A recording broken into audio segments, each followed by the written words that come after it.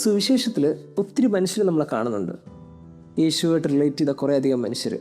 ഇവിടെ പ്രത്യേകത ഒന്നെങ്കിലും ഒരു യേശുവിന് ഫോറാണ് അല്ലെങ്കിൽ എഗെയിൻസ്റ്റ് ആണ്. ഈ ഫോറായി വന്നവരൊക്കെ യേശുവിനോട് സംസാരിക്കുന്നു, സൗഖ്യം നേടുന്നു, തിരിച്ചു പോകുന്നു, ജീവിതത്തിന് ദുരന്തങ്ങളുമായിട്ട് അടുത്ത് വരുന്നു, ശിഷ്യന്മാരാകാൻ അടുത്ത് വരുന്നു.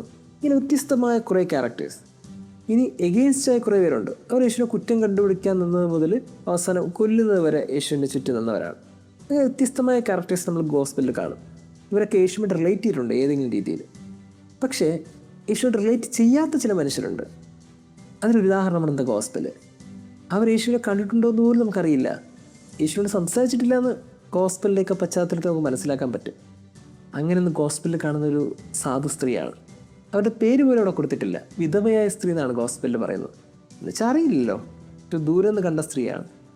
ആ സ്ത്രീ പള്ളിയിൽ പ്രാർത്ഥിക്കാൻ വന്നു. യേശു ശിഷ്യന്മാരുടെ അടുത്ത് പുറത്ത് നിൽക്കുന്നുണ്ടാവും. ദൂരെ നോക്കുമ്പോൾ പലരും കൊണ്ട് കാണിക്കിടുന്നുണ്ട്.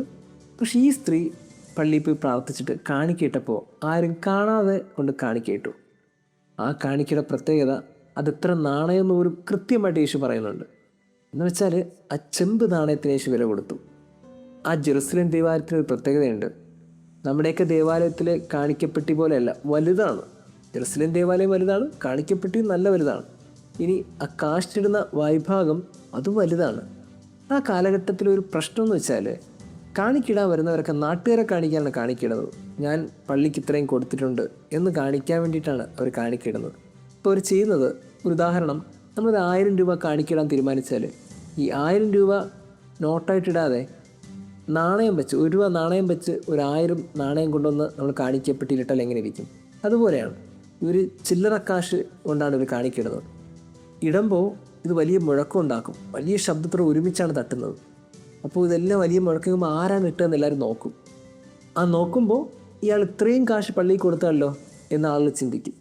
ഈ ചിന്ത ഉണ്ടാകാൻ വേണ്ടി ഓരോരുത്തരും കൊണ്ട് മറ്റുള്ളവരെ കാണിക്കിട്ടുന്ന ഒരു കാലത്താണ് ഒരു സാധു സ്ത്രീ 2 നാണയം കൊണ്ട് ഇടുന്നത്. യേശുവിന് ഇഷ്ടപ്പെട്ടു. ഇവൾ യേശുവിനെ കണ്ടിട്ടില്ല, യേശുവിൻ്റെ ലിസ്റ്റിൽ പോലും അവളില്ല. പക്ഷേ യേശു അവളെ കണ്ടു. യേശുവിൻ്റെ ലിസ്റ്റിൽ ഇപ്പോൾ അവളുണ്ട്. 2000 വർഷങ്ങൾ കഴിഞ്ഞിട്ടും ആ സ്ത്രീയെക്കുറിച്ച് വളരെ മനോഹരമായി അനേകം പ്രഘോഷിക്കുന്നുണ്ട്. നമ്മൾ ചെയ്യേണ്ടതെന്നറിയുമോ? നമ്മൾ ദൈവത്തെ ഇമ്പ്രസ് ചെയ്യണം, മനുഷ്യരെ ഇമ്പ്രസ് ചെയ്യാൻ നടക്കരുത്. അതാണ് ഗോസ്പൽ. ദൈവം നമ്മൾ രഹസ്യമായിട്ട് ചില കാര്യങ്ങളൊക്കെ ചെയ്യാറില്ലേ? അത് ദൈവം കാണും. മറ്റുള്ളവരിൽ ദൈവം പ്രഘോഷിക്കും. മനുഷ്യരെ കാണിക്കാൻ ഓരോന്നും പറഞ്ഞും, മനുഷ്യരെ കാണിക്കാൻ ഓരോന്നും ചെയ്തും, മനുഷ്യരെ കാണിക്കാൻ വേണ്ടി ജീവിതം ഇങ്ങനെ മുന്നോട്ട് പോയിക്കൊണ്ടിരിക്കുമ്പോൾ ദൈവത്തെ കാണിക്കാൻ നമ്മൾ എന്താ മറന്നു പോകുന്നത്?